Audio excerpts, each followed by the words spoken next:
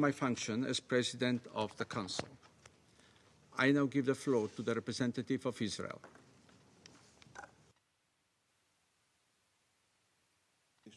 For his briefing here this afternoon.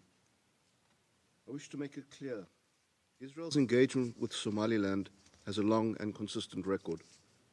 In 1960, when Somaliland emerged as an independent state, Israel was among 35 countries that formally recognized its independence. In the late 1980s, under the regime of Siad Barre, Somaliland's civilian population was subjected to mass atrocities. Entire cities were destroyed, civilians were deliberately targeted. These crimes are now widely recognized as the Isaaq genocide. At the time, Israel was the only country to formally raise these atrocities in this very council.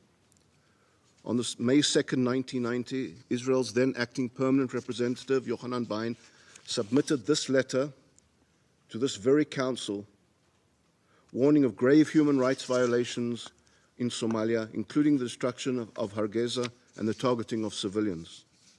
This document forms part of the official record of the Security Council. That record underscores the consistency of Israel's engagement, grounded in concern for human rights, accountability, and legal principles. That history provides essential context for the discussion surrounding Israel's recognition of Somaliland today. Let me be clear, Israel's recognition of Somaliland is neither provocative nor novel. It is a lawful, principled acknowledgement of a long-established reality, consistent with international law and aligned with the values that this Council is meant to uphold. Mr. President, Somaliland's modern political history is clear and well documented. On June 26, 1960, the former British Somaliland Protectorate attained independence as the State of Somaliland. In the days that followed, prior to its voluntary union with the Trust Territory of Somalia on July 1, 1960, Somaliland was recognized by 35 states, including the United States, the United Kingdom, France, China, Egypt, Ethiopia, the Soviet Union, and Israel. Somaliland entered that union as a recognized sovereign entity, exercising its right to self-determination. That union failed to produce a durable or fully ratified constitutional settlement. Political marginalization, repression, and mass violence followed. When the Somali central government collapsed, Somaliland reasserted its sovereignty in May 1991. For more than 3 decades since, it has existed entirely outside the authority of Mogadishu.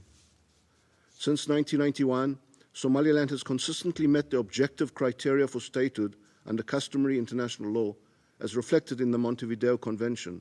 1, it has a permanent population. 2, a defined territory. 3, an effective government. 4, the capacity to conduct foreign relations.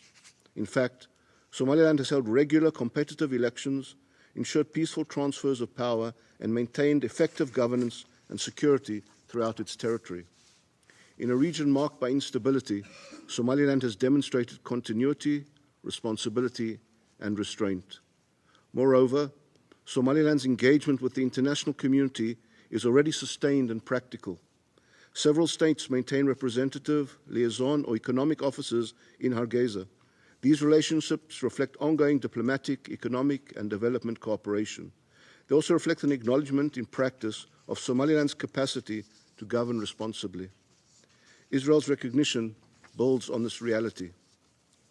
This step was taken as an exercise of sovereign authority, consistent with international law and long-standing diplomatic practice.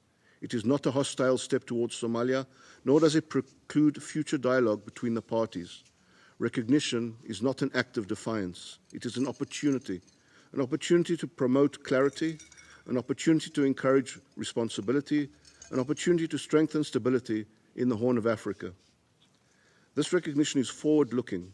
It aligns with the spirit of the Abraham Accords: cooperation over isolation, pragmatism over paralysis, and partnership over perpetual conflict.